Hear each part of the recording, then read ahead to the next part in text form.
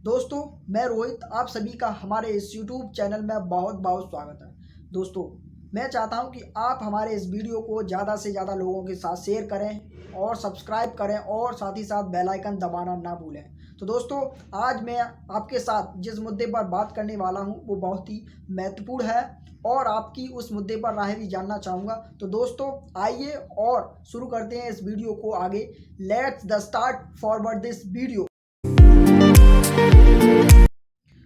दोस्तों, वापस आप सभी का हमारे इस यूट्यूब चैनल में बहुत बहुत स्वागत है। दोस्तों, मैं आज आपके साथ जिस मुद्दे पर बात करूंगा और आपसे आपकी राय जिस मुद्दे पर जानना चाहूँगा, तो दोस्तों वो बात है और वो मुद्दा है, क्यों चीनी सरकार अपने कपल्स नागरिकों से अधिक बच्चे पैदा करने के लिए बेबी लोन बांट रही है और क्या भारत सरकार को अब भी जनसंख्या नियंत्रण पर कानून बनाना चाहिए। और मैं आपके साथ और भी इससे जुड़ी हुई बातें आपके साथ शेयर करूंगा और आपकी राय भी जानना चाहूँगा। तो दोस्तों, सबसे पहले हम आपके साथ जिस मुद्दे पर बात करेंगे तो दोस्तों वो है बेबी लोन। क्या है बेबी लोन और क्यों चीनी सरकार अपने कपल्स नागरिकों को बेबी लोन दे रही है। तो दोस्तों, मैं आपको बताऊं, चीनी सरकार अपने कपल्स नागरिकों को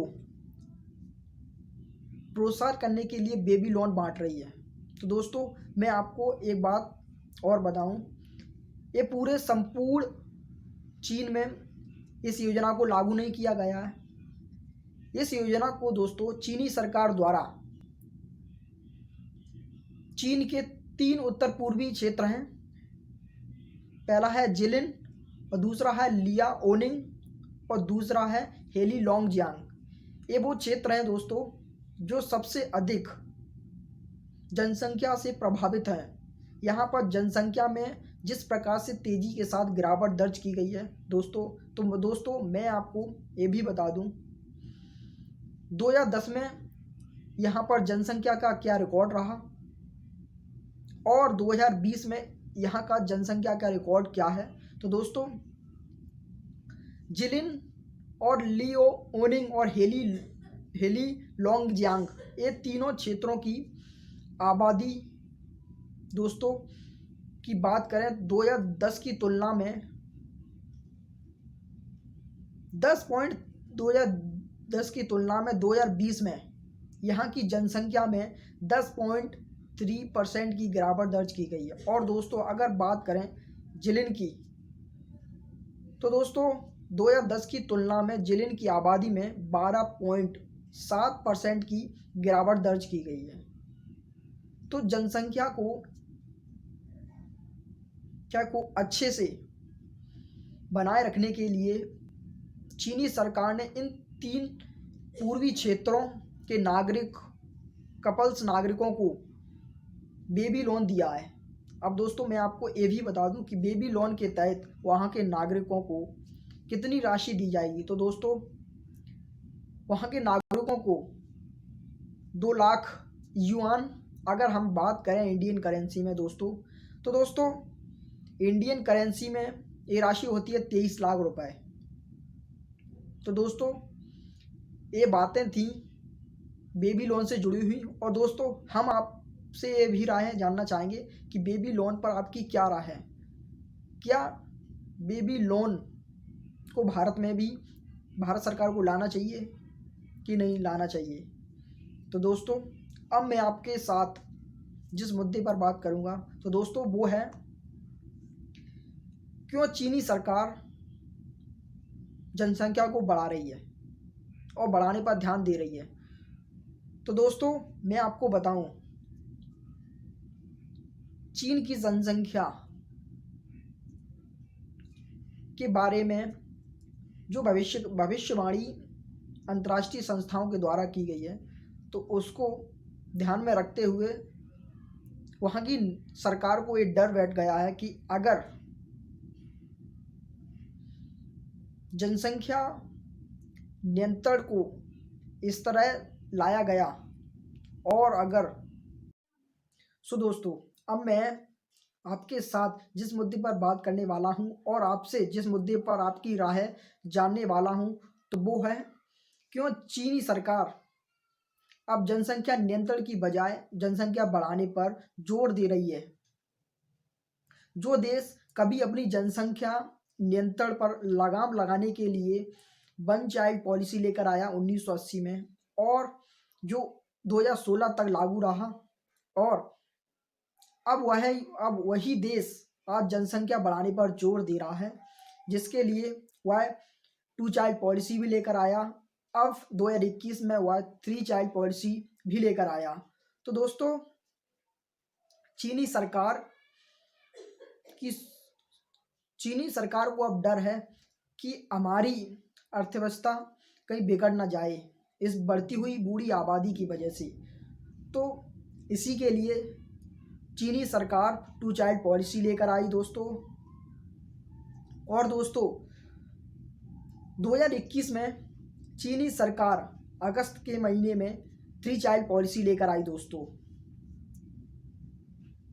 और दोस्तों, चीन की जनसंख्या के बारे में अलग अलग संगठनों का क्या मत है, तो दोस्तों मैं आपको बताऊं, यूएनओ की एक रिपोर्ट कहती है कि 2030 तक चाइना की जनसंख्या अपने पीक पर होगी। इसके बाद चीन की जनसंख्या में एक तेज़ी के साथ गिरावट दर्ज की जाएगी। और कई दोस्तों विशेषज्ञ ये मानते हैं कि आने वाले 2-3 सालों में चीन की जनसंख्या में गिरावट दर्ज होनी शुरू हो जाएगी। और दोस्तों, अब मैं आपको चीन की जनसंख्या के बारे में वर्ल्ड बैंक की क्या रिपोर्ट है, वर्ल्ड बैंक क्या कहता है। तो दोस्तों, वर्ल्ड बैंक की रिपोर्ट कहती है कि 2030 या 40 तक चीन की जनसंख्या अपने पीक पर होगी। उसके बाद चीन की जनसंख्या में गिरावट दर्ज की जाएगी, और 2100 तक चीन की जनसंख्या 100 करोड़ तक रह जाएगी। और दोस्तों, अब मैं आपको बात बताऊं, 2010 की तुलना में 2020 में चीन की जनसंख्या वृद्धि दर 0.53% रही। और दोस्तों, अगर मैं आपको बात बताऊं, 2000 से 2010 तक चीन की जनसंख्या औसतन प्रत्येक साल 0.57% रही। और दोस्तों, 2019 में चीन में 1.4 करोड़ बच्चों का जन्म हुआ। वही 2020 में चीन में 1.2 करोड़ बच्चों का जन्म हुआ। यानी 2020 में 2019 की तुलना में 18% की गिरावट दर्ज की गई। और दोस्तों, अब मैं आपको चीन के बारे में बताऊं, चीन का TFR क्या है।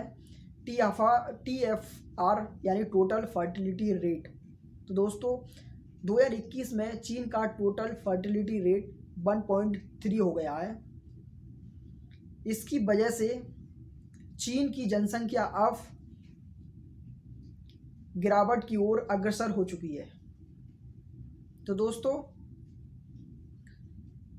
मैं आपको बताऊं, टोटल फर्टिलिटी रेट क्या है।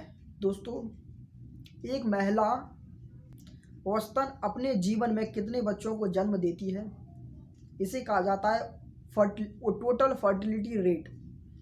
जो अगर स्टैंडर्ड टोटल फर्टिलिटी रेट की बात करें तो दोस्तों 2.1 एक अच्छा स्टैंडर्ड लेवल माना जाता है टोटल फर्टिलिटी रेट का दोस्तों। और दोस्तों, जनसंख्या नियंत्रण और जनसंख्या में तेजी के साथ वृद्धि करने की सोच चीन को अब किस ओर ले जाएगी। और क्या, और कुछ दोस्तों विशेषज्ञ ये मानते हैं कि चीन ने जिस प्रकार 2 चाइल्ड पॉलिसी से 3 चाइल्ड पॉलिसी लेकर आई सरकार। तो कई विशेषज्ञ मानते हैं कि 2 चाइल्ड पॉलिसी से 3 चाइल्ड पॉलिसी लाने से युवा की आबादी में कुछ ज़्यादा फर्क नहीं आएगा। तो दोस्तों मैं आपको बताऊं, 2021 की चीन की जनगणना के अनुसार चीन की जनसंख्या में जन्म दर में लगातार 34 साल गिरावट दर्ज की गई है दोस्तों। और दोस्तों मैं आपको बताऊं, 2021 की जनगणना के अनुसार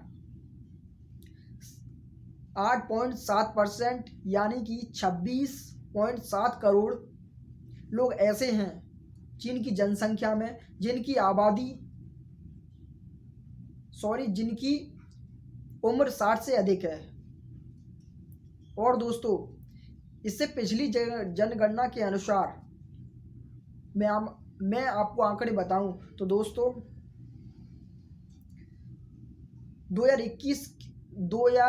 2021 में 5.33% अधिक है। और दोस्तों आने वाले 10 साल की जनगणना के अनुसार चीन की जनसंख्या का 1/4 भाग जिनकी उम्र 65 से अधिक होगी। तो दोस्तों चीनी सरकार को दोस्तों ये डर लगने लगा है कि अब एक तरफा हमारी बूढ़ी होती आबादी और दूसरी ओर हमारी अर्थव्यवस्था पर इसका गहरा प्रभाव पड़ेगा और युवाओं की भी कमी हमारी सफलता को कमज़ोर करने का प्रयास करेगी। तो दोस्तों ये बातें थी दोस्तों चीन के संदर्भ में। अब मैं आपको बात बताऊं कि भारत सरकार अब जनसंख्या नियंत्रण के बारे में अपनी क्या सोच रखती है और क्या भारत सरकार को जनसंख्या नियंत्रण लाना चाहिए, और अगर भारत सरकार जनसंख्या नियंत्रण लाती है तो क्या उसका भी यही हास होगा जो। तो दोस्तों मैं अब आपके साथ जिस मुद्दे पर बात करने वाला हूं और आपसे आपकी राय जानने वाला हूं जिस मुद्दे पर, तो दोस्तों वो है भारत को क्या जनसंख्या नियंत्रण की ज़रूरत है, क्या भारत को जनसंख्या नियंत्रण के बारे में सोच रखनी चाहिए। तो दोस्तों मैं आपको बात बताऊं, जनसंख्या नियंत्रण के बारे में चाइना ने भी सोचा। इसके लिए वो 1980 में 1 चाइल्ड पॉलिसी लेकर आया दोस्तों, और आपने उसका हास भी देखा कि अब वो किस ओर जा रहा है। तो वहाँ की सरकार जनसंख्या को बढ़ाने के लिए 3 चाइल्ड पॉलिसी लेकर आई 2021 में, 2 चाइल्ड पॉलिसी भी लेकर आई। तो दोस्तों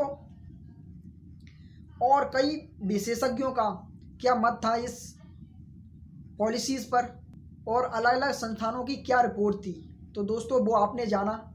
तो दोस्तों अब मैं आपके साथ बात करूंगा कि क्या भारत को जनसंख्या नियंत्रण की ज़रूरत है। तो दोस्तों मैं आपको बात बताऊं, अगर ऐसा होता है तो आपको पता होगा कि जो हाल चाइना का हुआ और जो हो रहा है तो वो हाल कुछ सालों में भारत के संदर्भ में भी ठीक होगा।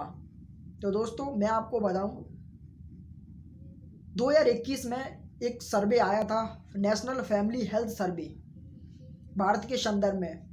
इसमें कहा गया था कि भारत का टोटल फर्टिलिटी रेट 2021 में 2.0 रहा, जो कि अपने स्टैंडर्ड लेवल 2.1 से नीचे चला गया है। तो इसका मतलब है दोस्तों कि भारत की जनसंख्या बढ़ने की बजाय अब घटनी शुरू हो गई है, क्योंकि दोस्तों कहा जाता है कि जो टोटल फर्टिलिटी रेट का जो स्टैंडर्ड लेवल है वो 2.1, वो एक पीढ़ी की रिप्लेसमेंट के लिए पर्याप्त बच्चे पैदा हो रहे हैं,